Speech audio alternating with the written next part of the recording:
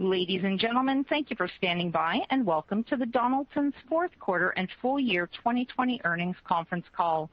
At this time, all participants are in a listen-only mode. After the speaker's presentation, there will be a question-and-answer session. To ask a question during the session, you will need to press star one on your telephone. If you require any further assistance, please press star zero. I would now like to hand the conference over to your speaker today, Brad Pogalz, Director of Investor Relations. Thank you. Please go ahead. Thank you. Good morning, everyone. Thank you for joining Donaldson's fourth quarter and full year 2020 earnings conference call. With me today are Todd Carpenter, Chairman, CEO, and President of Donaldson, and Scott Robinson, Chief Financial Officer. This morning, Todd and Scott will provide a summary of our 2020 performance, along with an update on key considerations for 2021. I want to remind everyone that we issued a business update press release on August 6th, which included some details that we will reference on this morning's call. During today's call, we will also reference non-GAAP metrics. We included a reconciliation of GAAP to non-GAAP metrics within the schedules attached to this morning's press release. Finally, please keep in mind that any forward-looking statements made during this call are subject to risks and uncertainties, which are described in our press release and SEC filings. With that, I'll now turn the call over to Todd Carpenter. Todd? Thanks, Brad, and good morning, everyone. I want to start today by thanking our employees for their resilience, flexibility, and commitment in fiscal 2020. I greatly appreciate the work they do every day to keep us moving forward. As always, we remain focused on those things under our control. Despite a significant shift in the economic environment during fiscal 20, there were several things that went as planned, including sales of replacement parts performed better than new equipment and first-fit products. Gross margin increased from the prior year. We reduced our discretionary expenses while investing in growth businesses, and we maintained a strong financial position while returning cash to shareholders through dividends and share repurchase.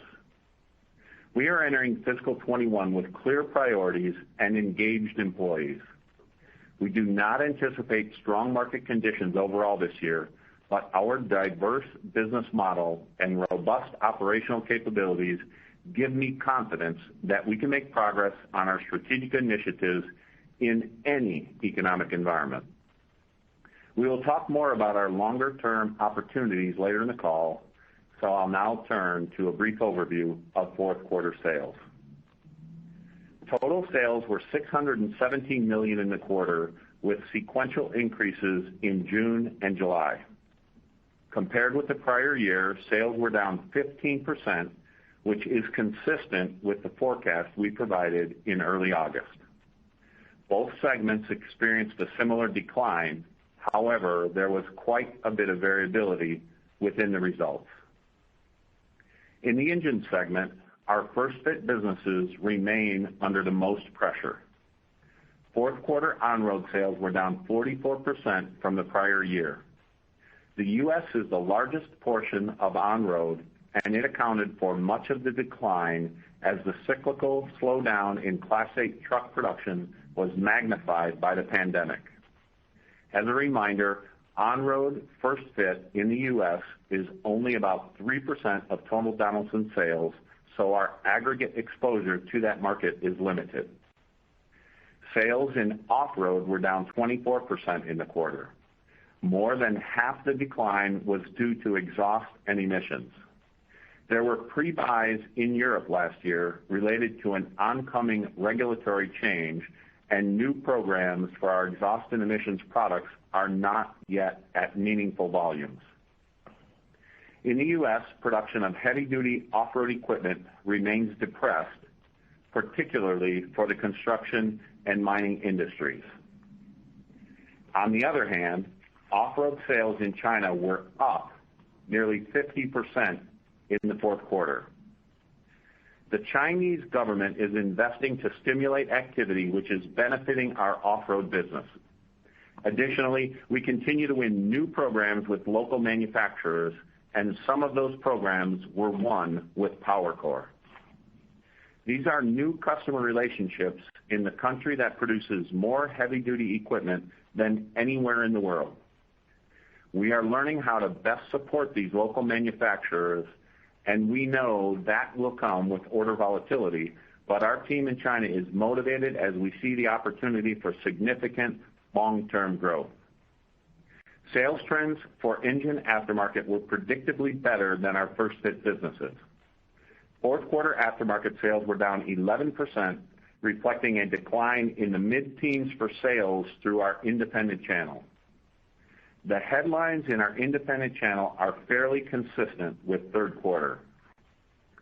Sales in the U.S. fell with the collapse of the oil and gas market combined with slowing transportation activity. In Latin America, utilization is slowing across the region as the spread of the virus is compounding the impact from geopolitical uncertainty. And fourth quarter sales in Eastern Europe remain strong as we continue gaining share. Sales through the OEM channel of aftermarket experienced a more modest low single-digit decline. In the U.S., large customers pulled down inventory to match demand, which was partially offset by strong growth in China as we continue gaining share with local customers. In fact, aftermarket sales in China were at a record level last quarter, and we see a long runway as we expect to continue winning new programs with innovative technology. Our portfolio of innovative products performed well in the fourth quarter. This portfolio makes up nearly a quarter of the total aftermarket revenue, and fourth quarter sales were up in the low single digits. For nearly 2 decades, we have been improving, expanding, and reinventing our offering related to these razor-to-sell razor blade products. After all that time, we still have very strong retention rates. These products create a significant opportunity for growth and relative stability in our engine business, so we will continue to invest in new technologies for a long time to come. Sales of aerospace and defense were down 3% in fourth quarter, driven by soft sales of products for commercial helicopters. The decline was partially offset by a strong increase in sales for ground defense vehicles, but some of the growth is timing related as key distributors built inventory in the quarter. I also want to update you on a change to our strategic portfolio classifications. Beginning in fiscal 21, we are recategorizing the defense business to critical core from mature.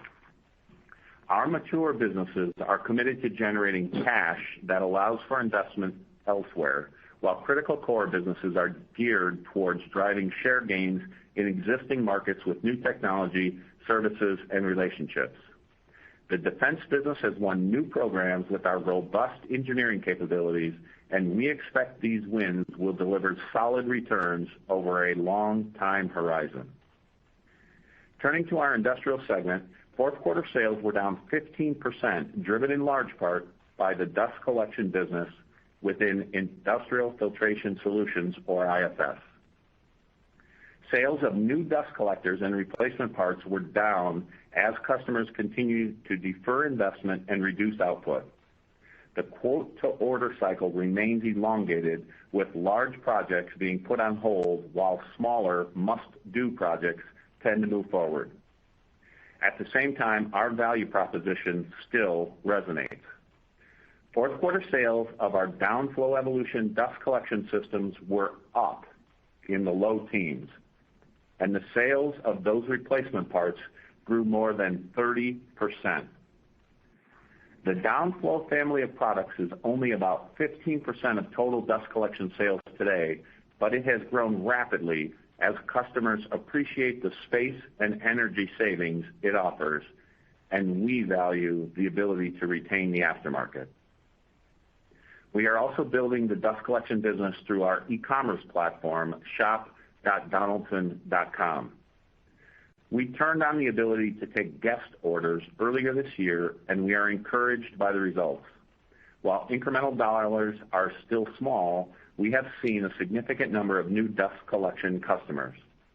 With our robust sales and delivery model, we believe the simplicity of our e-commerce platform gives customers another reason to choose Donaldson. Fourth quarter sales of process filtration were down in the low single digits after an increase of more than 10% last year. The decline was driven by new equipment, while replacement parts were about flat with the prior year. We continue to make progress penetrating the highly valuable food and beverage industry. We position ourselves as an engaged partner, and we market our ability to quickly fulfill orders with a product that can help improve efficiency in our customers' processes. The pandemic gave us the opportunity to prove this value proposition to our customers in the food and beverage industry, and our process filtration team delivered. We remain very excited about this market, so we will continue to invest in growing the sales force and adding new tools to drive this profitable business. Sales of special applications were down 10% in fourth quarter. Disk drive was down from the prior year after having a significant increase in third quarter, while the slowdown in the automotive market resulted in lower sales of venting solutions. Fourth quarter sales in gas turbine systems, or GTS, were up 6%, due primarily to strength in small turbines. Once again, the GTS team delivered another profit increase in terms of both dollars and rate. As you know, we shifted the GTS go-to-market strategy 4 years ago. We determined that the best path forward was to focus on replacement parts and small turbines while being highly selective in deciding which large turbine projects we pursue. The GTS team has done an incredible job executing their strategy, and we see it in the results. In the past quarter, we also chose to consolidate our joint venture in Saudi Arabia into our company. Once again, we are focused on right-sizing and streamlining GTS to enhance our profitability. Based on what the GTS team has delivered and the opportunities in front of us, we are reclassifying GTS as a mature business in our portfolio. The GTS team has transitioned from fixing the business to driving profitability, and we are on solid footing today. I want to thank them for the incredible job they did executing their strategy and delivering on their commitments. The success in GTS is not an isolated incident. Our company is filled with great people working together to deliver results and create value for all our stakeholders. That's why I'm comfortable and confident in our future. Before turning the call to Scott, I want to briefly touch on fiscal 2021. We are not sure how long the pandemic will last, nor are we sure about its ultimate impact on our business. Given those uncertainties, we will remain focused on what we control, prioritizing the health and safety of our employees, fulfilling our customer commitments, pursuing market share and growth opportunities around the world, executing margin enhancement initiatives, and maintaining a balanced approach to expense management, which includes making targeted investments to advance our strategic priorities. Scott will share some more fiscal 21 details, so I will now turn the call over to him. Scott? Thanks, Todd. Good morning, everyone. Like most companies, we had to quickly adjust to a new way of working over the past 6 months, and our employees did an excellent job with that pivot. We increased our level of collaboration, we deepened our relationships with customers and suppliers, and we supported critical businesses around the world with minimal disruption. Overall, I'm very impressed by what our team accomplished. To my colleagues around the world, thanks for all you do. As we turn to fiscal 21, we have a solid foundation, but the markets are not yet on firm footing. Given the wide range of possible outcomes, including the timing and shape of the inevitable recovery, we are not issuing detailed guidance at this time. We do, however, want to provide some of our 2021 planning assumptions. I'll cover those later in the call, but first I'll share some thoughts on fiscal 20 results. Decremental margin was a notable highlight for us. We delivered 20% in the fourth quarter and 18% for the full year. Those results are stronger than our historic averages, so let me walk through some of the details. I'll start with operating expenses, which declined 10% to $125 million in the fourth quarter. That's flat sequentially, and it's our lowest fourth quarter level in 4 years. Discretionary expenses were down significantly, due in part to pandemic-related travel restrictions, and we maintained our investments in strategic growth businesses like process filtration, dust collection, and connected solutions. We will continue to focus on balancing expense savings with investments, and we are pleased with the performance in the fourth quarter. We are also pleased with our gross margin performance. Fourth quarter gross margin was up 20 basis points from the prior year, and our full-year rate was up 50 basis points, despite headwinds from lower sales and higher depreciation related to our capacity expansion projects. As a side note, many of these projects are now completed, which is why our capital expenditures in fiscal 21 are planned well below the $122 million we invested last year. Our focus has now shifted to the optimization opportunities enabled by these investments. We plan to lower our cost structure while maintaining or improving service levels. While benefits from these initiatives will ramp up over time, our list of optimization projects gives me confidence that we can deliver strong returns with these new assets. Lower raw material costs are helping offset the loss of leverage impact on gross margin. We have seen favorability in market prices for steel, media, and petroleum-based products, and our procurement team is driving incremental savings as they strengthen our supplier network while improving terms. I also want to touch on pricing. While it hasn't been a major contributor to the year-over-year gross margin increase, it hasn't been a headwind. We have more latitude to drive pricing in many of our replacement part businesses, and teams like those in the independent channel of engine aftermarket have done an excellent job consistently executing our pricing strategy. I know that takes a lot of work, so I want to thank our commercial teams around the world for meeting their customers' needs while promoting the value we bring in terms of technology and service. It makes a big difference, especially in this economic environment. A favorable mix of sales is also making a difference to gross margin. In the fourth quarter and for most of the year, we have realized mixed benefits as replacement parts make up a greater share of total sales. To a certain extent, these mixed benefits are by design. We invest in technology to win first-fit programs that drive aftermarket retention. As we move through an economic cycle, our strong base of recurring revenue creates some relative stability and provides some gross margin insulation. Replacement parts now account for 64% of total sales, giving us confidence in the durability of our business model. Before moving further down the P&L, I want to quickly talk about segment profit margins. The story is engine is consistent with the consolidated results. Mixed benefits and lower raw material costs offset the loss of leverage, resulting in a year-over-year margin increase of 20 basis points in the fourth quarter. Within the industrial segment, the loss of leverage was magnified by continued investments in our strategic growth businesses. We expect industrial margins will bounce back, helping us deliver our goal of mixing the company's margin up over time.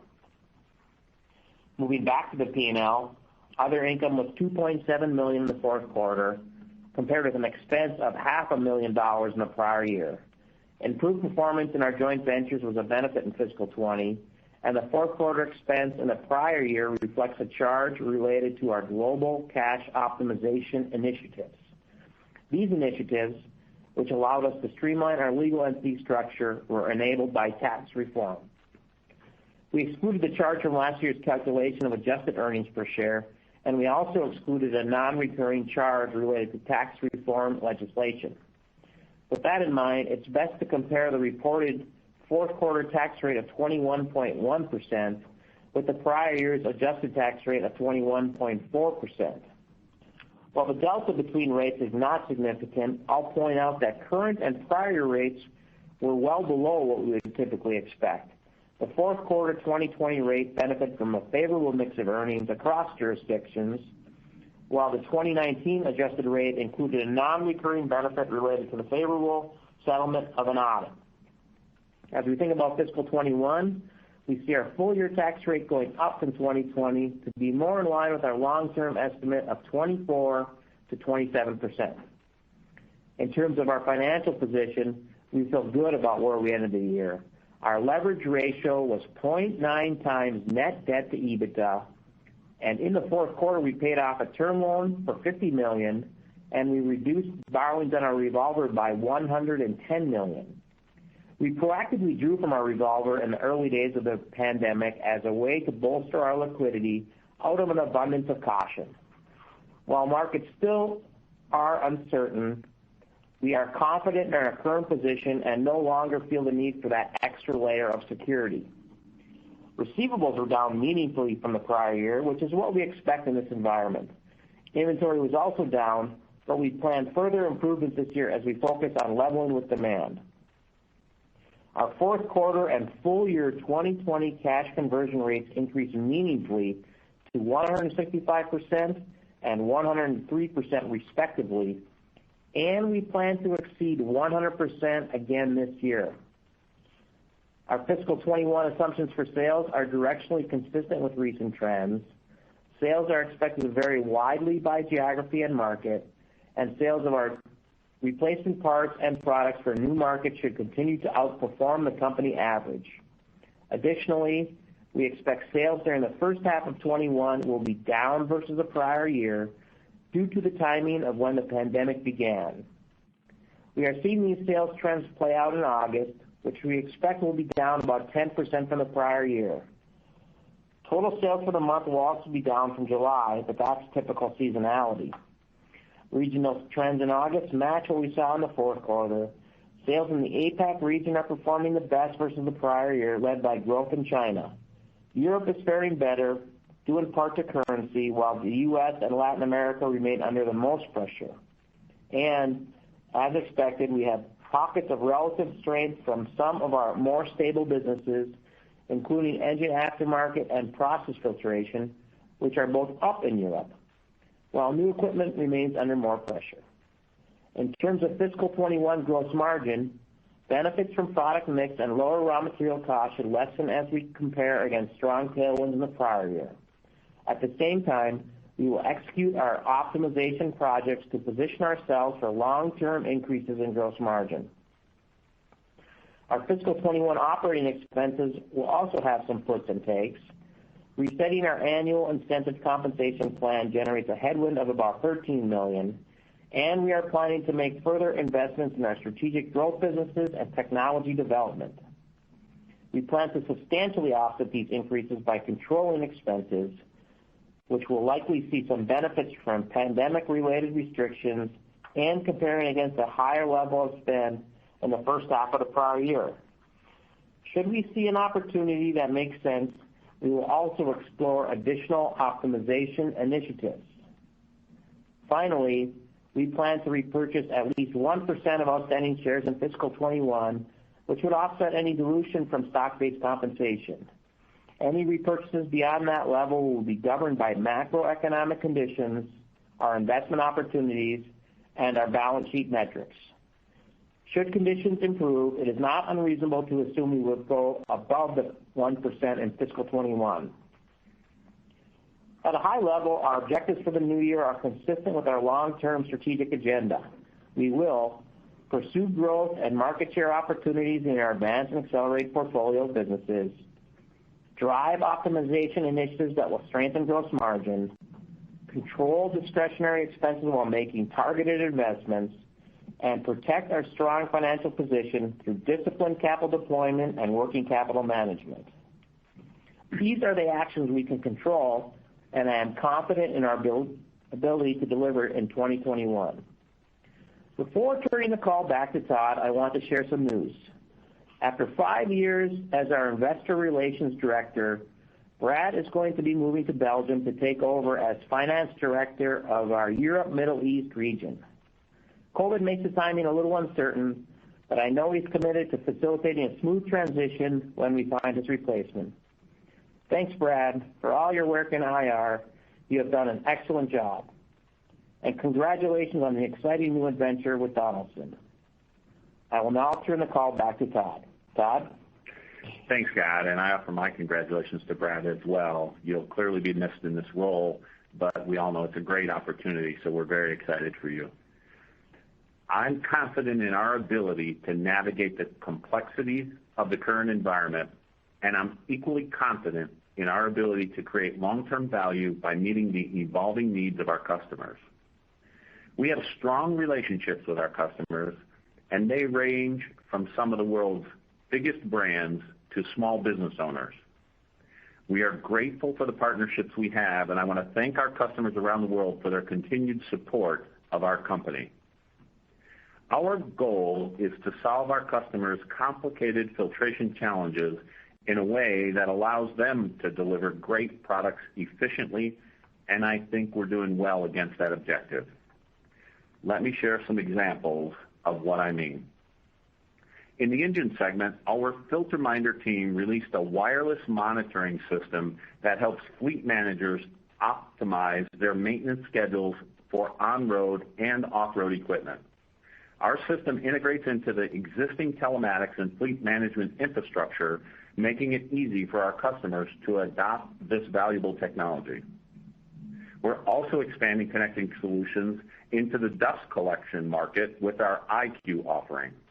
This service provides customers with real-time monitoring of their equipment performance, helping them save energy costs and reduce unplanned downtime. Once again, we made it easy to adopt.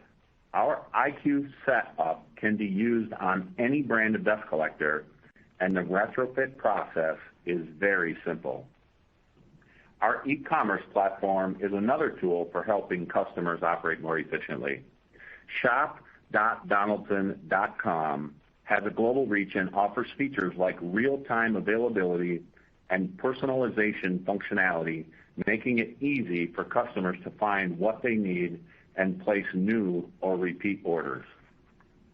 As always, new technology is a critical part of our success formula, and we continue to expand our technologies and solutions to drive growth.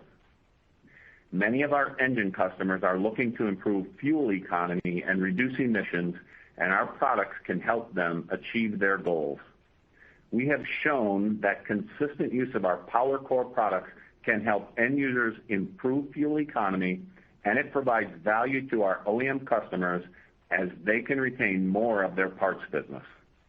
We still see many opportunities with diesel engines, and we also see a growing opportunity with alternative powertrains like hybrid solutions and hydrogen fuel cells. Hybrid platforms leverage the portfolio of air and liquid solutions we have today, so we have good opportunity with that equipment. The needs are different for fuel cells, and we have a specialized air filtration system that is specifically designed to meet those needs. In addition to our air systems, we also have venting products and specialized membranes for fuel cells. With our technical capabilities, we are well positioned to participate in this growing market. We are also pursuing non-engine markets like food and beverage. Sales of process filtration were about $50 million in fiscal 20. That's an increase of more than 60% over the past 3 years. We have continued investing in new technologies, and we are building capabilities that will facilitate our future expansion into life sciences. Our long-term success is dependent on our team, so we're committed to making our company a great place to work. We have a strong culture, and we place a high value on integrity, commitment, respect, and innovation.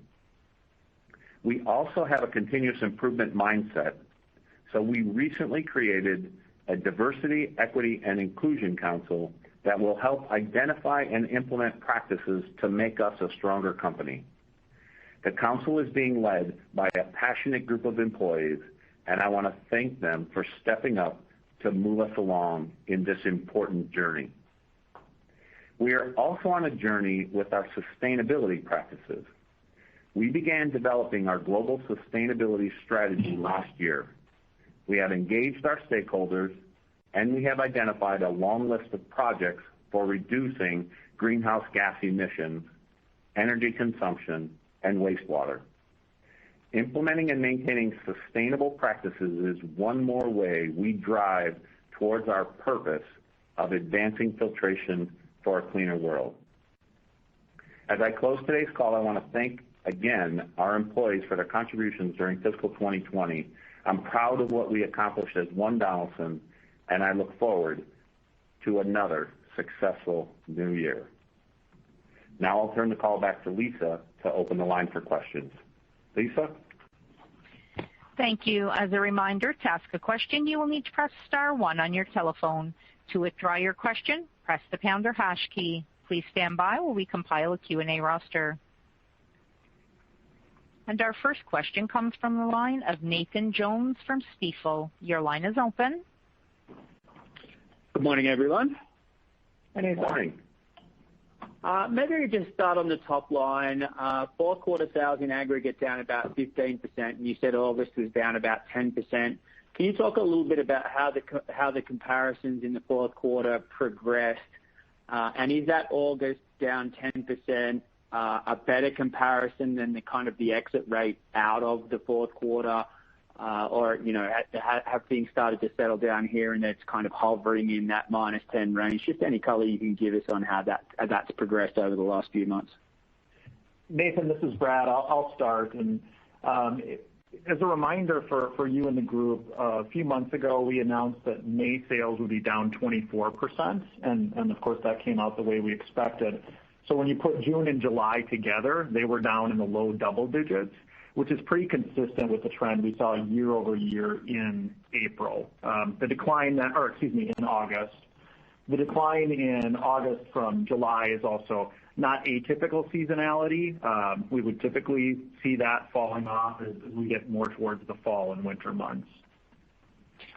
Maybe then, okay, so June, July, and August have been, fairly consistent on the comparison levels there. Can you talk about which parts of the business are seeing a recovery, which parts are slower to recover, and would you anticipate some of those lagging parts of the business to gradually begin to improve as we go through, the back half of the calendar year here?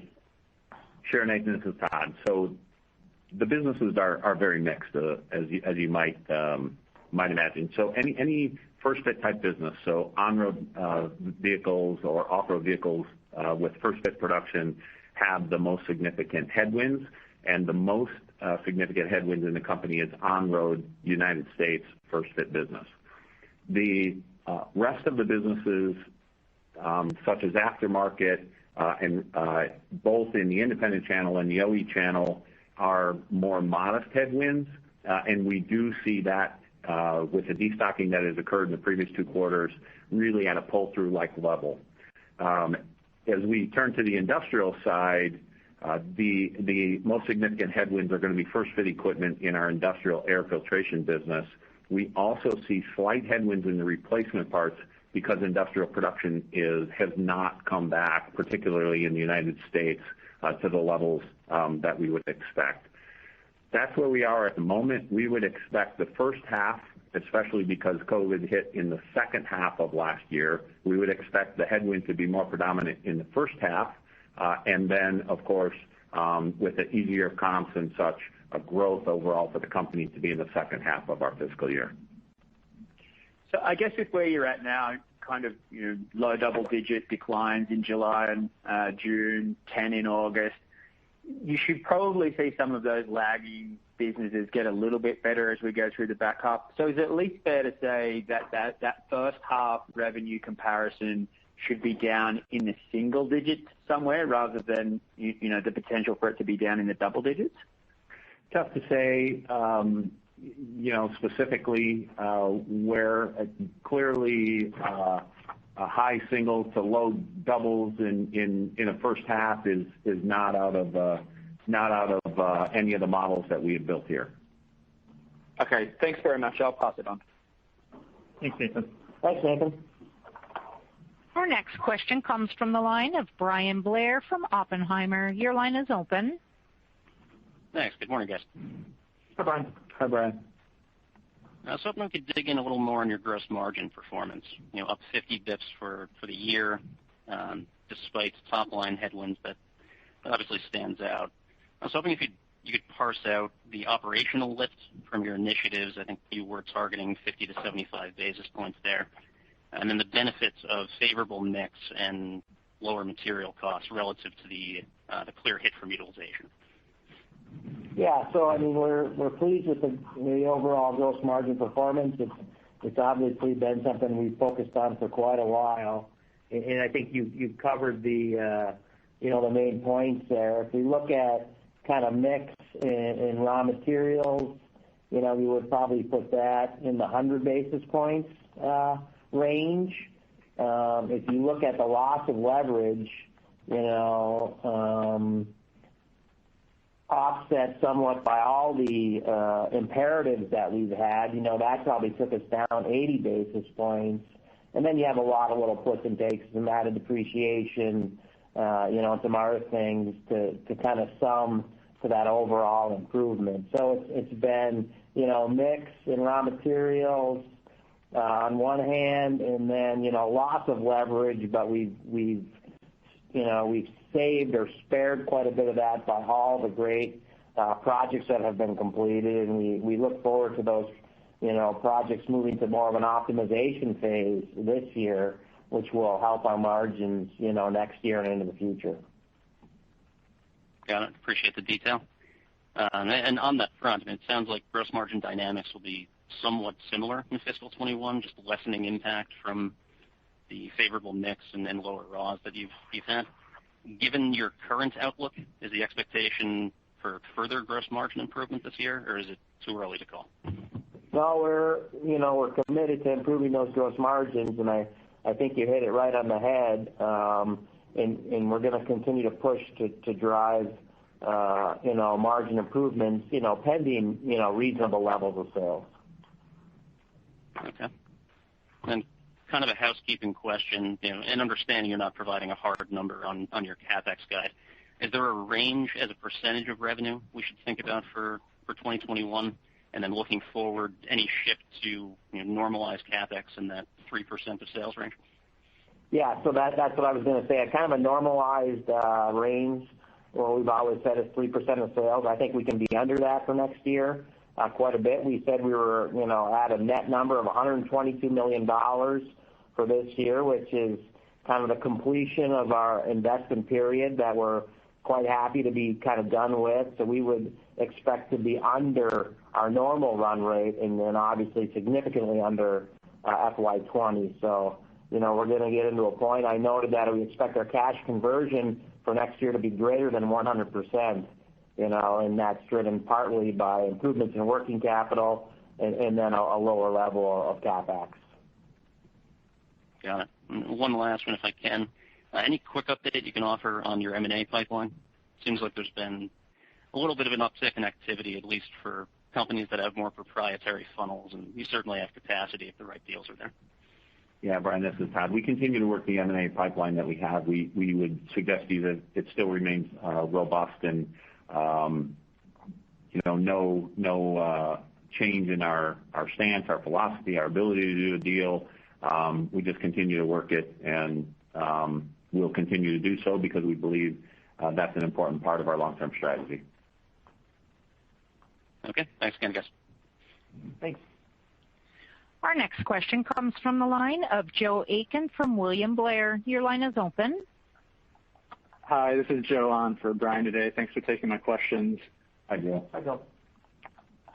So first of all, just on the model, looking at operating expense, you mentioned the $13 million in incremental incentive comp expected for fiscal 21. Is that expected to hit in any quarters in particular? Can you remind me? Yeah, that will be most of it year over year in the second half of 2021. Okay, and looking at kind of the run rate OpEx dollars of $125 million in the fourth quarter, how much of that is that primarily temporary costs that have been taken out, or are there some permanent costs that have been taken out there as well? I mean, we haven't had any, big restructurings or permanent cost structure changes. We have been obviously working hard to control all of our expenses. You do get some benefit from, travel restrictions that are in existence in the world today. And we've been working hard to control our discretionary expenses, that we could still spend because we're really trying to protect those investments that we're making to help, drive the longer-term success of the company.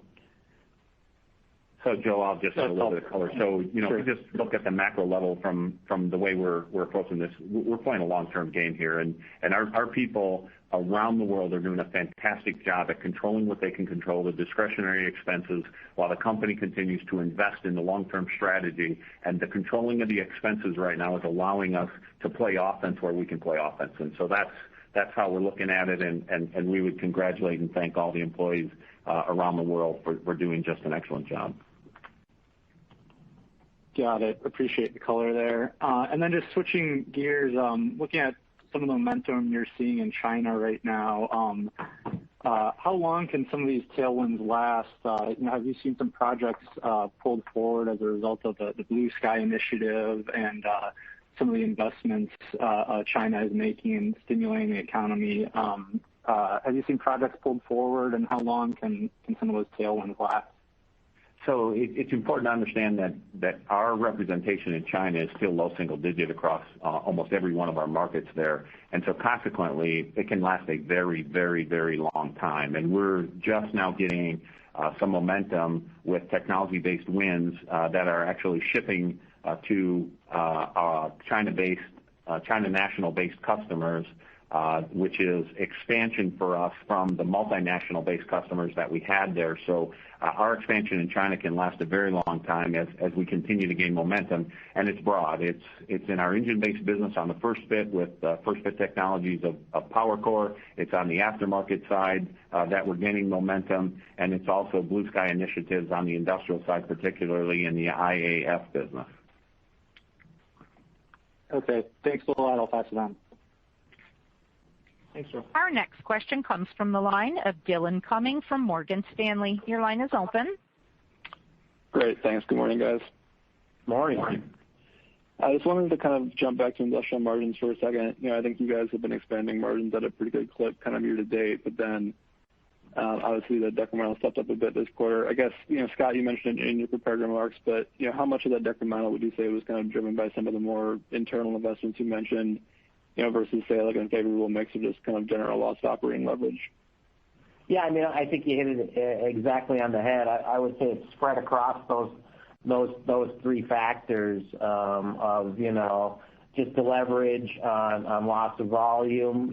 We keep talking about even in the questions here about how we want to continue to make investments, and we're continuing those, and those are targeted higher percent to industrial.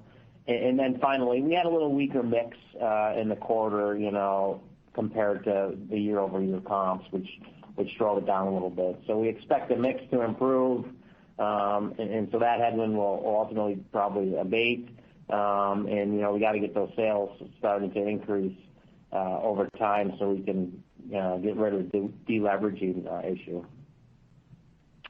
Got it. That's helpful. Thanks, Scott. And then maybe on the aftermarket side, I think that was kind of one of the few revenue verticals with an engine where the knife is still falling a bit. I guess if you kind of had to rank order the headwinds on aftermarket sales there, how much would you say is kind of related to just kind of general weakness in utilization versus the more kind of acute end market pressure in kind of areas like oil and gas or something else? Yeah, we would tell you that the oil and gas, as well as the fracking pullback specifically, were significant headwinds, even more so than we had originally modeled, to be fully transparent there. So that's the most significant headwind that we have. And then, of course, just a general more broad-based utilization slowdown would likely be the second largest hit. Okay, got it. Thanks, Todd. And I can just sneak one more in here. It kind of seems like the aftermarket inventory levels have been pretty volatile over the past few quarters, and particularly on the OEM side, it seems like that declined a bit in the quarter. I guess, do you have a view on kind of whether inventory levels are right size at this point, or are you kind of still anticipating some level of destock in the first half? Yeah, we'd say the independent channel actually destocked first. The OE channel just tweaked a little bit, not a dramatic destocking. And so we would suggest to you that based upon the behaviors and the forward-looking orders that we have today, that both channels are at pull-through levels. Got it. That's helpful. Thanks for the time, guys. Thank you. Thank you. Our next question comes from the line of Lawrence Alexander from Jefferies. Your line is open. Hey, guys. It's Dan Rizzo on for Lawrence. How are you? Hi, Dan. Hi, Dan. Hey, can we just circle back on the pricing you mentioned before? How does it work? I mean, just some color there. I mean, is it negotiated every time? Do you have any rebates, or do you have to justify a price increase? Just any color would be great. On the first fit side of pricing, particularly within the engine side of our business, we have price downs on annual long-term contracts. So each year we start in a negative position relative to that revenue, and that would also be in the OE aftermarket piece of that business. On the independent channels of aftermarket and engine, clearly we have more leeway there, and we do it on a region-by-region basis based upon local conditions. On the industrial side of the company, it more resets quickly with more of that revenue being project-based business. So as you wash out project-based lead times, typically 3, 4, 5 months, you'll wash out the old pricing and come back with the new quoted project base. And then aftermarket, of course, is more like an independent channel where we have better control. That's actually very, very helpful. Thank you. And then just one other question on CapEx. You mentioned it's going down, and I'm sorry if I missed this, but is there a percentage of that that's just temporary in response to the pandemic? Because I know you had some big project ends, but I was just wondering what the mix was there and how we should think about it over the long term. Yeah, I think you have it right. So we had been and said that we were in a period of high investment as we had many projects that were in flight, and we are happy to report that we've completed the majority of those projects. And so our investment, will come way down. And next year, we're going to be really focused on driving the optimization of those projects instead of bringing in new equipment. So it's a great time for the company in that we get to fine-tune the things we already have and drive improvements from that versus having to invest additional dollars, which is why we expect a strong cash conversion in FY21.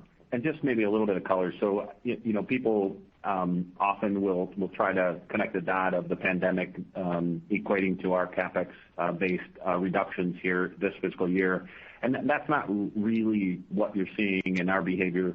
Remember, the past 3 years, we've had a significant run-up based upon our strategic plan to optimize our supply chain internally. And so we are now coming to the end of that pretty significant investment, and now we'll be essentially shuffling the deck internally to continue to expand our gross margins and optimize our supply chain. So the fact that we have less CapEx this fiscal year is less connected to the pandemic and more to our strategic priorities and what we're executing longer term. Thank you very much, guys. Our next question comes from the line of Richard Eastman from Baird. Your line is open.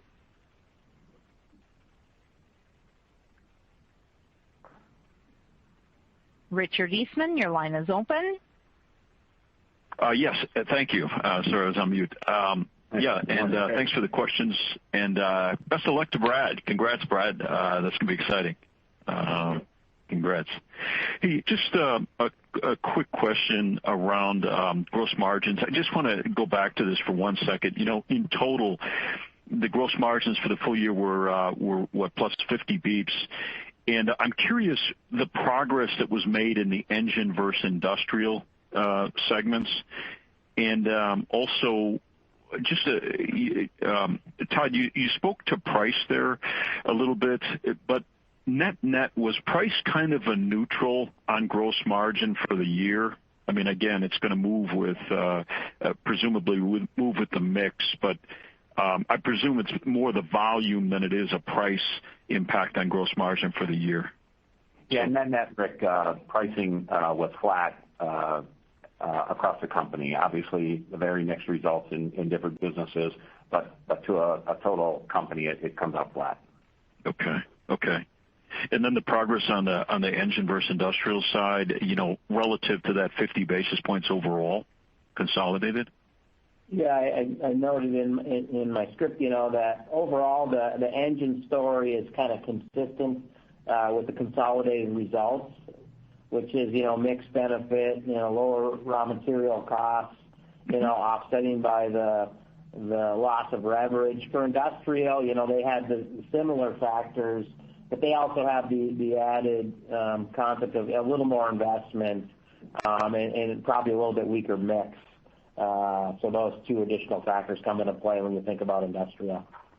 Okay, so was there any progress made in gross margin on the industrial side year over year, or was that a bit of a drag and the 50 basis points consolidated was driven by the engine side? Rick, this is Brad. I would say that there's progress made. It's just unfortunately masked a bit by the loss of leverage. Right. So the things that we've been talking about with procurement savings, for example, the team there is doing a lot of work to try and find ways to either negotiate differently locally, find new qualified vendors, things like that help us, and that benefits both segments. I would say the same is true on pricing discipline. That's happening across the company. As Todd mentioned, it is quite varied by business. And then this year, as we grow into some of the new capacity, industrial will certainly benefit from that. And then one more thing, the long game with industrial is also favorability with mix. These high-tech markets are, and where we're putting a lot of technology dollars, are going to benefit the industrial segment probably disproportionately over time. Okay. And then just maybe just kind of leads me into my next question, but lots of commentary around the puts and takes on the gross margin side as you just addressed, and then also the OpEx. Obviously, we had the incentive coming back in, and then some other cost actions there. I think the reference was also made to some additional cost optimization, if necessary. But I'm curious when you look at where you exited or finished, fiscal 20, I think your operating margins were 13.2. With the puts and takes and the commentary here around gross margins and OpEx, under the assumption that maybe sales are flat this year, that'd be my assumption. But under that assumption, would the target be here to have flat operating margins here as well? I mean, I'm trying to figure out how you're maybe looking at, the incrementals, decrementals, but if the assumption is flat revenue for the year, is the goal and the target here to hold margins flat as well as a percentage of sales? Rick, this is Todd. So, with all of the moving pieces, we would still expect, even on flat sales, to expand our operating margin, though very slightly, obviously. Okay. And that would likely be driven by the gross margin work that we continue to do across the company because we are very focused on gross margin. Okay. All right. Very good. And just maybe one last thought around some of the first fit businesses and maybe IFS in particular. Anything that you're seeing, you talked about elongated, quote to order a trend, but is there any sense there that your backlog around some of these first fit businesses is hit bottom here, and we're waiting for maybe calendar 21 capital budgets to start kicking in, or how do you look at where your backlog is in some of these in your first fit business, in particular IFS?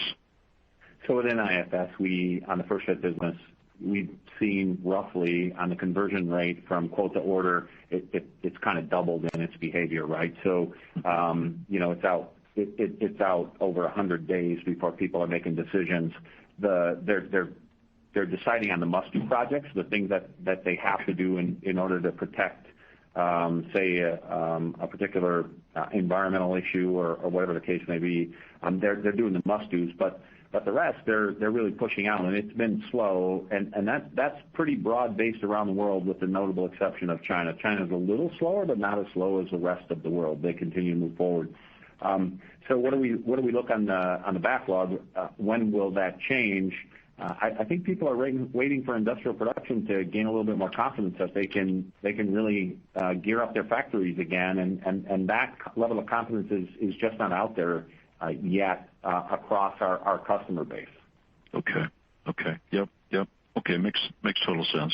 Okay, thank you again, and again, thanks to Brad for all his help. And I'm sure he'll be fully engaged and a contributor from Europe. Yeah. Thanks, Rick. Yeah, but congrats. Yeah. Thanks, guys. Our next question comes from the line of Nathan Jones from Fiscal. Your line is open. Hey, guys. I just wanted to put a finer point on the operating expense expectations here. And I think maybe you've narrowed in on this.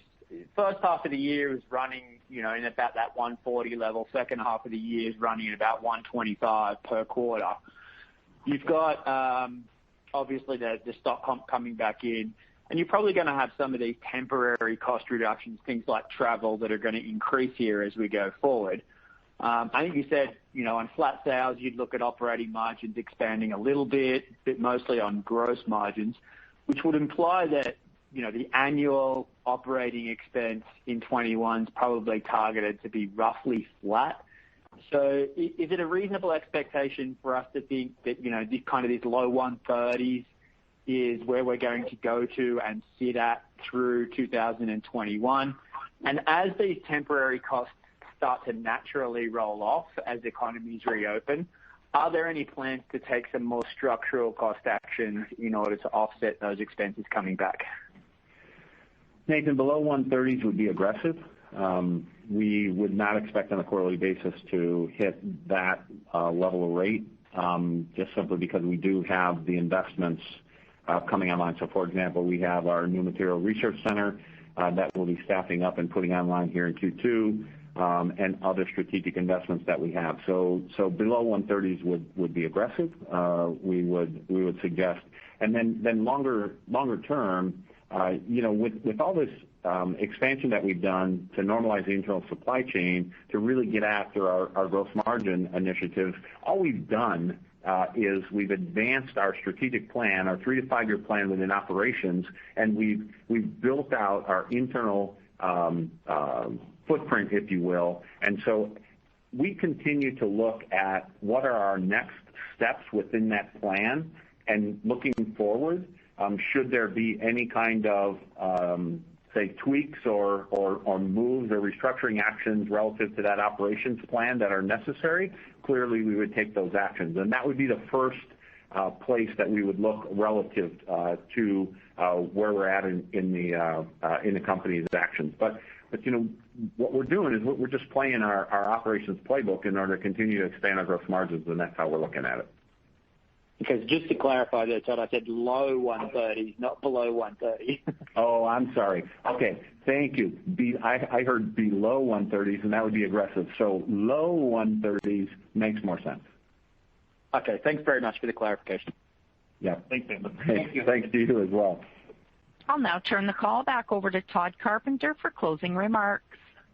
That concludes today's call, and I want to thank everyone listening for your time and interest in Donaldson Company. And I hope that you and your families and friends are all safe. Goodbye. Ladies and gentlemen, this concludes today's conference call. Thank you for participating. You may now disconnect.